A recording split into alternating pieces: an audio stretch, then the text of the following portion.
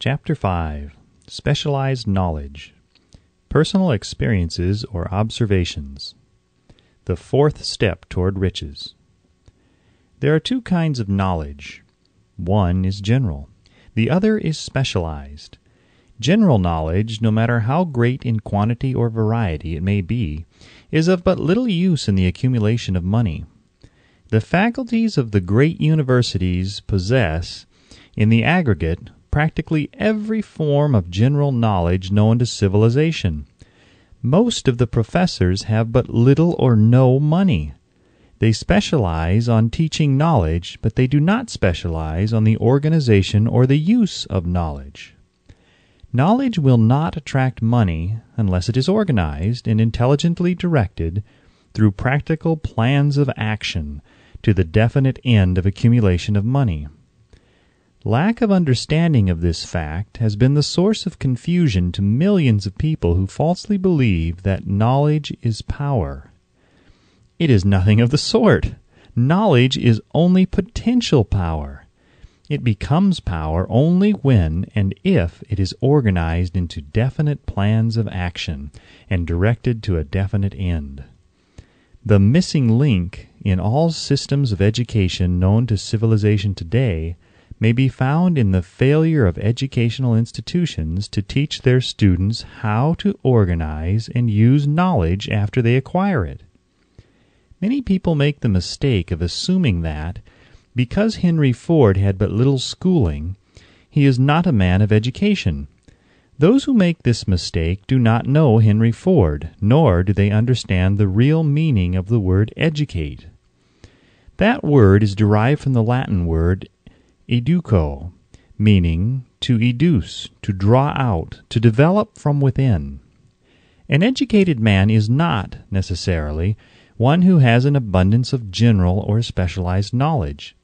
An educated man is one who has so developed the faculties of his mind that he may acquire anything he wants, or its equivalent, without violating the rights of others. Henry Ford comes well within the meaning of this definition. During the war, a Chicago newspaper published certain editorials in which, among other statements, Henry Ford was called an ignorant pacifist. Mr. Ford objected to the statements and brought suit against the paper for libeling him. When the suit was tried in the courts, the attorneys for the paper pleaded justification and placed Mr. Ford himself on the witness stand for the purpose of proving to the jury that he was ignorant. The lawyers asked Mr. Ford a great variety of questions, all of them intended to prove by his own evidence that while he might possess considerable specialized knowledge pertaining to the manufacture of automobiles, he was in the main ignorant. Mr. Ford was plied with such questions as the following. Who is Benedict Arnold, and how many soldiers did the British send over to America to put down the rebellion of 1776? In the answer to the last question, Mr. Ford replied, I do not know the exact number of soldiers the British sent over, but I have heard that it was a considerably larger number than ever went back. Finally, Mr. Ford became tired of this line of questioning, and in reply to a particularly offensive question, he leaned over, pointed his finger at the lawyer who had asked the question, and said, If I should really want to answer the foolish question you have just asked, or if any of the other questions you have been asking me, let me remind you that I have a row of electric push buttons on my desk, and by pushing the right button, I can summon to my aid men who can answer any question I desire to ask concerning the business to which I am devoting most of my efforts. Now, will you kindly tell me why I should clutter up my mind with general knowledge for the purpose of being able to answer questions when I have men around me who can supply any knowledge I require? There certainly was good logic to that reply. That answer floored the lawyer.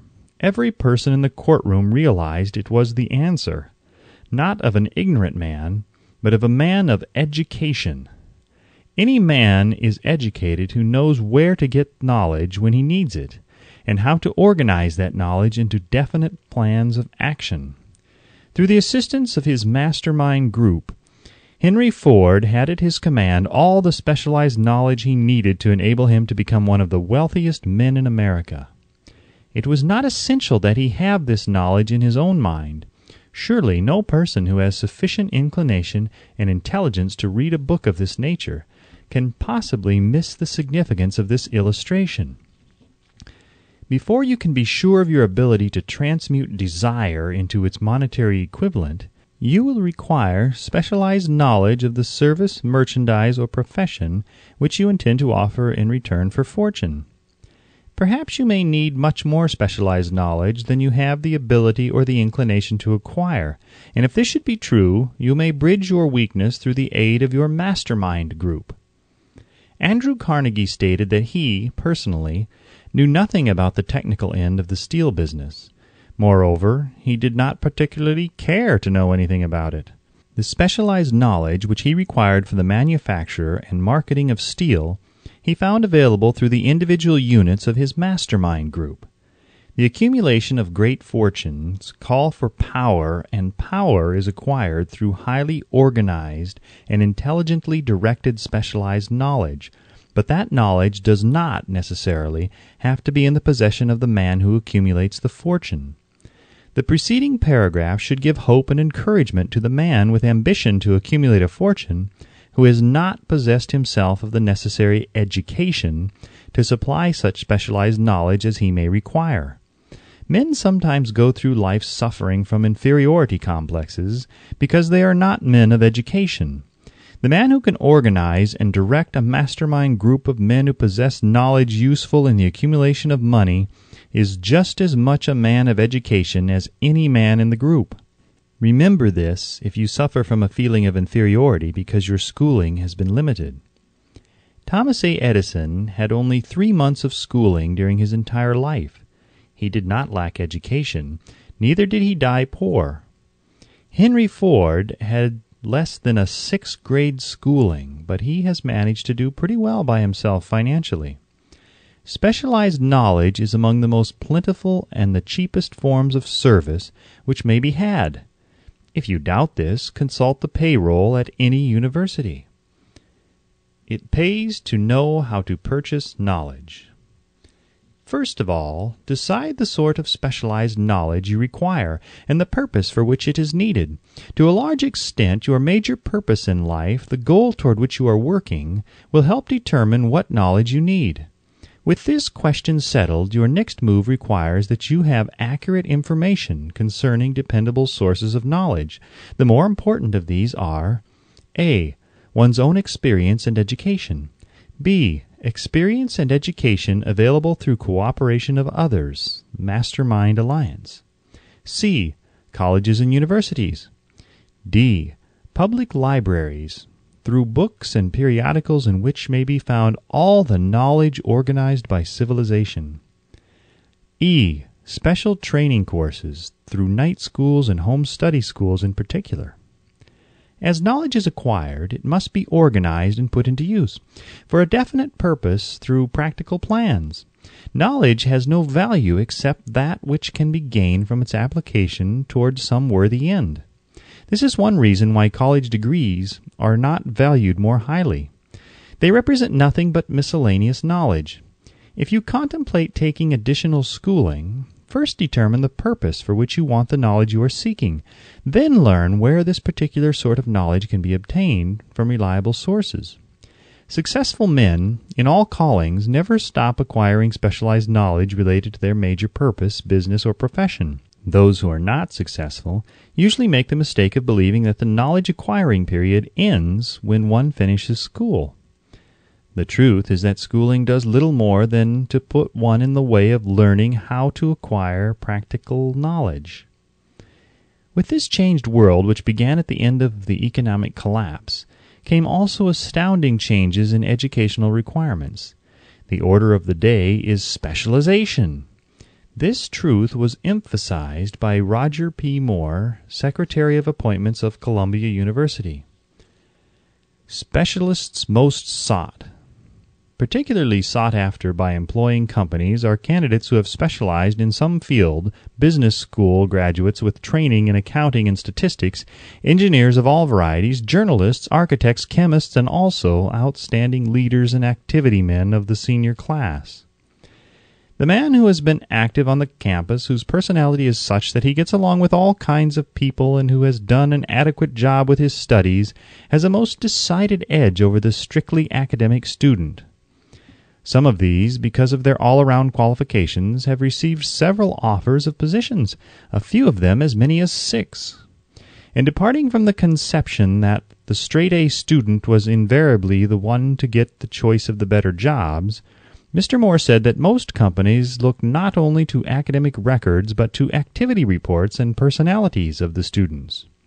One of the largest industrial companies, the leader in its field, in writing to Mr. Moore concerning prospective seniors at the college, said, "We are interested primarily in finding men who can make exceptional progress in management work. For this reason, we emphasize qualities of character, intelligence, and personality far more than specific educational background." Apprenticeship proposed.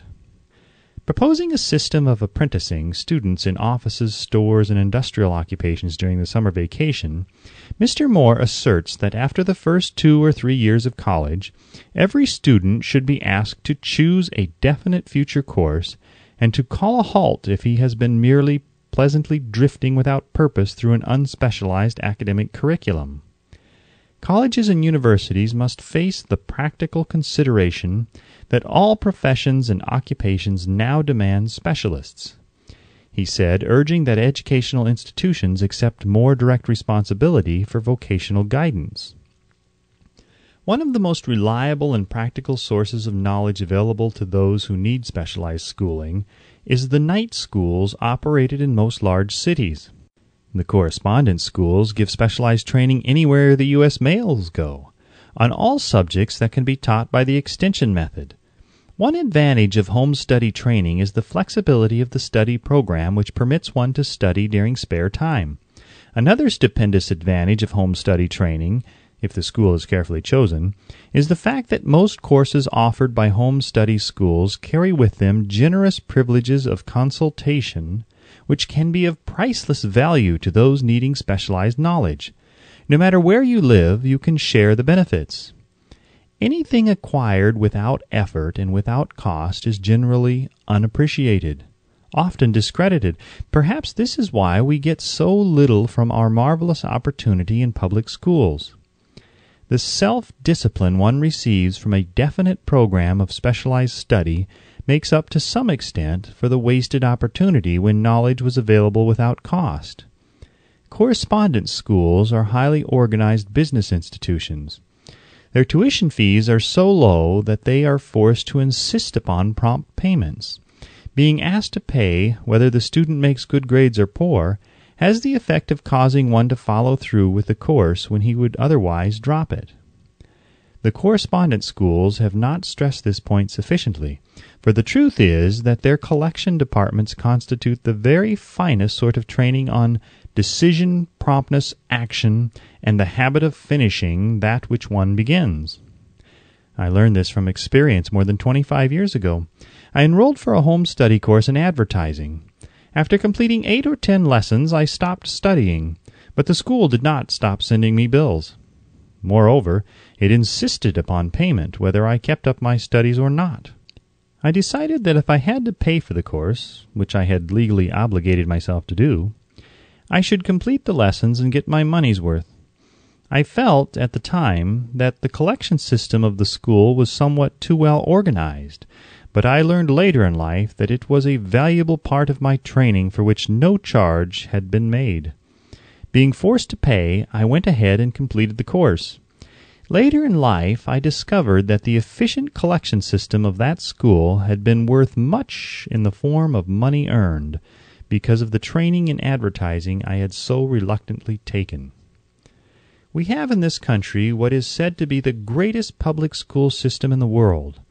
We have invested fabulous sums for fine buildings. We have provided convenient transportation for children living in rural districts so they may attend the best schools.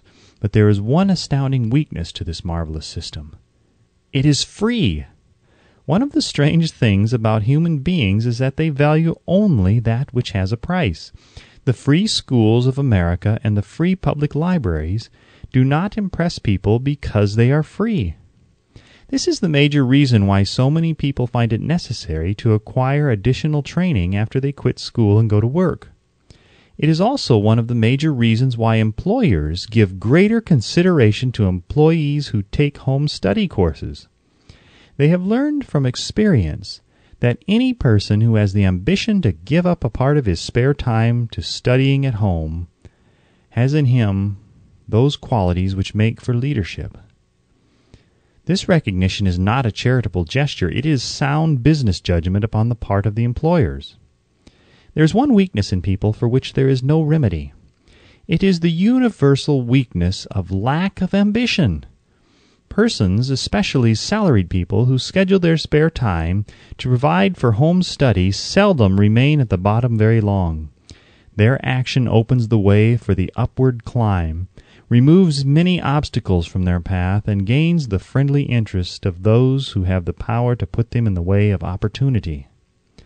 The home study method of training is especially suited to the needs of employed people who find, after leaving school, that they must acquire additional specialized knowledge but cannot spare the time to go back to school. The changed economic conditions prevailing since the Depression have made it necessary for thousands of people to find additional or new sources of income. For the majority of these, the solution to their problem may be found only by acquiring specialized knowledge. Many will be forced to change their occupations entirely. When a merchant finds that a certain line of merchandise is not selling, he usually supplants it with another that is in demand. The person whose business is that of marketing personal services must also be an efficient merchant. If his services do not bring adequate returns in one occupation, he must change to another, where broader opportunities are available. Stuart Austin Weir prepared himself as a construction engineer and followed this line of work until the Depression limited his market to where it did not give him the income he required. He took inventory of himself, decided to change his profession to law, went back to school, and took special courses by which he prepared himself as a corporation lawyer. Despite the fact that the Depression had not ended, he completed his training, passed the bar examination, and quickly built a lucrative law practice in Dallas, Texas. In fact, he is turning away clients. Just to keep the record straight and to anticipate the alibis of those who will say, "I couldn't go to school because I have a family to support," or "I'm too old," I will add the information that Mr. Weir was past 40 and married when he went back to school. Moreover, by carefully selecting highly specialized courses in colleges best prepared to teach the subjects chosen, Mr. Weir completed in 2 years the work for which the majority of law students require 4 years. It pays to know how to purchase knowledge. The person who stops studying merely because he has finished school is forever hopelessly doomed to mediocrity, no matter what may be his calling. The way of success is the way of continuous pursuit of knowledge. Let us consider a specific instance. During the Depression, a salesman in a grocery store found himself without a position. Having had some bookkeeping experience, he took a special course in accounting, familiarized himself with all the latest bookkeeping and office equipment, and went into business for himself. Starting with the grocer for whom he had formerly worked, he made contracts with more than 100 small merchants to keep their books at a very nominal monthly fee.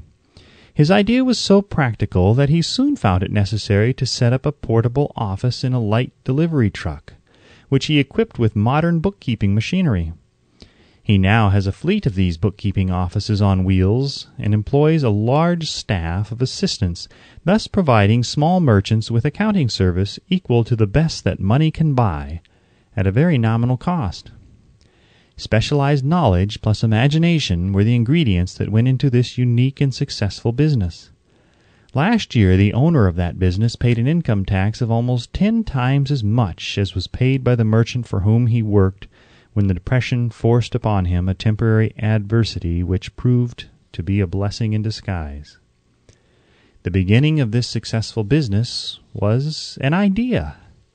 Inasmuch as I had the privilege of supplying the unemployed salesman with that idea, I now assume the further privilege of suggesting another idea which was within it the possibility of even greater income. Also the possibility of rendering useful service to thousands of people who badly need that service. The idea was suggested by the salesman who gave up selling and went into the business of keeping books on a wholesale basis. When the plan was suggested as a solution of his unemployment problem, he quickly exclaimed, "I like the idea, but I would not know how to turn it into cash." In other words, he complained he would not know how to market his bookkeeping knowledge after he acquired it. So that brought up another problem which had to be solved. With the aid of a young woman typist, clever at hand lettering, and who could put the story together, a very attractive book was prepared describing the advantages of the new system of bookkeeping. The pages were neatly typed and pasted in an ordinary scrapbook, which was used as a silent salesman with which the story of this new business was so effectively told that its owner soon had more accounts than he could possibly handle. There are thousands of people all over the country who need the services of a merchandising specialist capable of preparing an attractive brief for use in marketing personal services. The aggregate annual income from such a service might easily exceed that received by the largest employment agency, and the benefits of the service might be made far greater to the purchaser than any to be obtained from an employment agency. The idea here described was born of necessity to bridge an emergency which had to be covered, but it did not stop by merely serving one person. The woman who created the idea has a keen imagination. She saw in her newly born brainchild the making of a new profession, one that is destined to render valuable service to thousands of people who need practical guidance in marketing personal services. Spurred to action by the instantaneous success of her first prepared plan to market personal services, this energetic woman turned next to the solution of a familiar problem for her son, who had just finished college, but had been totally unable to find a market for his services. The plan she originated for his use was the finest specimen of merchandising of personal services I have ever seen. When the plan book had been completed, it contained nearly 50 pages of beautifully typed, properly organized information, telling the story of her son's native ability, schooling, personal experiences, and a great variety of other information too extensive for description. The plan book also contained a complete description of the position her son desired, together with a marvelous word picture of the exact plan he would use in filling the position. The preparation of the plan book required several weeks' labor, during which time its creator sent her son to the public library almost daily to procure data needed in selling his services to best advantage. She sent him also to all the competitors of his prospective employer, and gathered from them vital information concerning their business methods, which was of great value in the formation of the plan he intended to use in filling the position he sought. When the plan had been finished, it contained more than half a dozen very fine suggestions for the use and benefit of the prospective employer. The suggestions were put into use by the company. One may be inclined to ask, why go to all this trouble to secure a job? The answer is straight to the point. Also, it is dramatic, because it deals with a subject which assumes the proportion of a tragedy with millions of men and women whose sole source of income is personal services. The answer is, doing a thing well never is trouble. The plan, prepared by this woman for the benefit of her son, helped him get the job for which he applied at the first interview at a salary fixed by himself. Moreover, and this too is important, the position did not require the young man to start at the bottom. He began as a junior executive at an executive's salary. Why go to all this trouble, do you ask? Well, for one thing, the planned presentation of this young man's application for a position clipped off no less than 10 years of time he would have required to get to where he began, had he started at the bottom and worked his way up. The idea of starting at the bottom and working one's way up may appear to be sound, but the major objection to it is this: too many of those who begin at the bottom never manage to lift their heads high enough to be seen by opportunity, so they remain at the bottom. It should be remembered also that the outlook from the bottom is not very bright or encouraging. It has a tendency to kill off ambition. We call it getting into a rut, which means that we accept our fate because we form the habit of daily routine, a habit that finally becomes so strong we cease to try to throw it off. And that is another reason why it pays to start 1 or 2 steps above the bottom. By so doing, one forms the habit of looking around, of observing how others get ahead, of seeing opportunity, and of embracing it without hesitation. Dan Halpin is a splendid example of what I mean. During his college days, he was manager of the famous 1930 National Championship Notre Dame football team when it was under the direction of the late Knute Rockne. Perhaps he was inspired by the great football coach to aim high and not mistake temporary defeat for failure, just as Andrew Carnegie, the great industrial leader, inspired his young business lieutenants to set high goals for themselves. At any rate, young Halpin finished college at a mighty unfavorable time, when the Depression had made jobs scarce, so, after a fling at investment banking and motion pictures, he took the first opening with a potential future he could find: selling electrical hearing aids on a commission basis. Anyone could start in that sort of job, and Halpin knew it. But it was enough to open the door of opportunity to him. For almost 2 years he continued in a job not to his liking, and he would never have risen above that job if he had not done something about his dissatisfaction.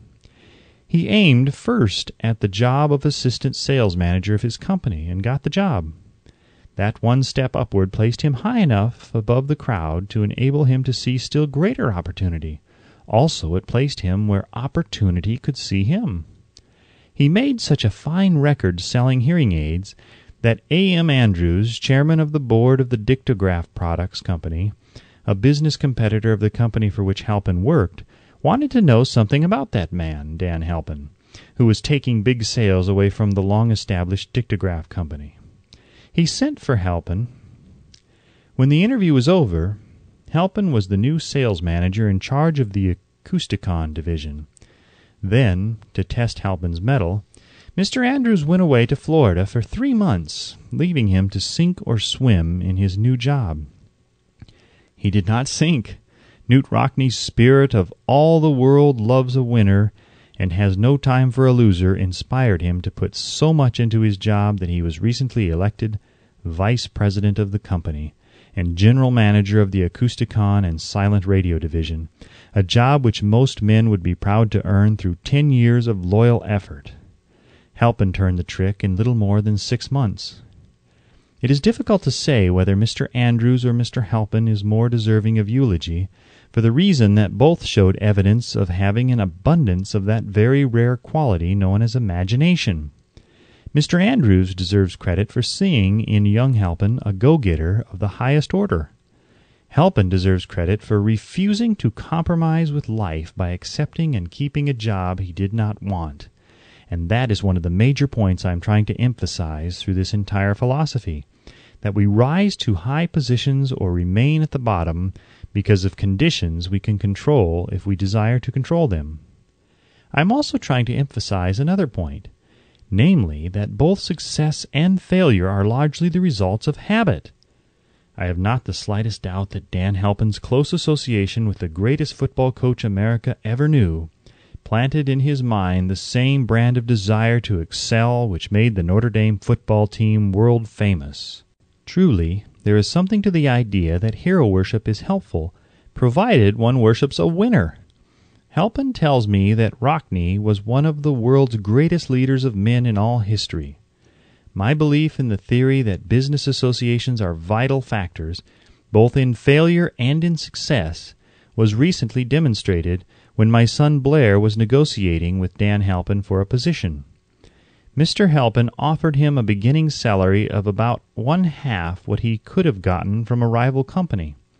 I brought parental pressure to bear and induced him to accept the place with Mr. Halpin because I believe that close association with one who refuses to compromise with circumstances he does not like is an asset that can never be measured in terms of money. The bottom is a monotonous, dreary, unprofitable place for any person. That is why I have taken the time to describe how lowly beginnings may be circumvented by proper planning. Also, that is why so much space has been devoted to a description of this new profession, created by a woman who was inspired to do a fine job of planning because she wanted her son to have a favorable break. With the changed conditions ushered in by the world economic collapse, came also the need for newer and better ways of marketing personal services. It is hard to determine why someone had not previously discovered this stupendous need, in view of the fact that more money changes hands in return for personal services than for any other purpose.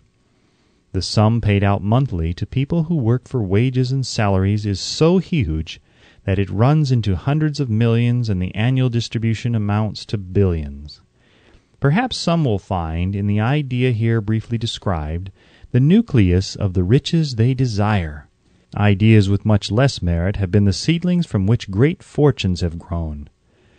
Woolworth's 5 and 10 cent store idea, for example, had far less merit, but it piled up a fortune for its creator. Those seeing opportunity lurking in this suggestion will find valuable aid in the chapter on organized planning. Incidentally, an efficient merchandiser of personal services would find a growing demand for his services wherever there are men and women who seek better markets for their services. By applying the mastermind principle, a few people with suitable talent could form an alliance and have a paying business very quickly. One would need to be a fair writer with a flair for advertising and selling, one handy at typing and hand lettering, and one should be a first-class business-getter who would let the world know about the service. If one person possessed all these abilities, he might carry on the business alone until it outgrew him. The woman who prepared the personal service sales plan for her son now receives requests from all parts of the country for her cooperation in preparing similar plans for others who desire to market their personal services for more money. She has a staff of expert typists, artists, and writers who have the ability to dramatize the case history so effectively that one's personal services can be marketed for much more money than the prevailing wages for similar services. She is so confident of her ability that she accepts as the major portion of her fee a percentage of the increased pay she helps her clients to earn. It must not be supposed that her plan merely consists of clever salesmanship, by which she helps men and women to demand and receive more money for the same services they formerly sold for less pay. She looks after the interests of the purchaser as well as the seller of personal services, and so prepares her plans that the employer receives full value for the additional money he pays. The method by which she accomplishes this astonishing result is a professional secret which she discloses to no one excepting her own clients. If you have the imagination and seek a more profitable outlet for your personal services, this suggestion may be the stimulus for which you have been searching. The idea is capable of yielding an income far greater than that of the average doctor, lawyer, or engineer whose education required several years in college. The idea is saleable to those seeking new positions, in practically all positions calling for managerial or executive ability, and those desiring rearrangement of incomes in their present positions. There is no fixed price for sound ideas. Back of all ideas is specialized knowledge. Unfortunately, for those who do not find riches in abundance, specialized knowledge is more abundant and more easily acquired than ideas. Because of this very truth, there is a universal demand and an ever-increasing opportunity for the person capable of helping men and women to sell their personal services advantageously. Capability means imagination, the one quality needed to combine specialized knowledge with ideas in the form of organized plans designed to yield riches. If you have imagination, this chapter may present you with an idea sufficient to serve as the beginning of the riches you desire. Remember, the idea is the main thing. Specialized knowledge may be found just around the corner. Any corner.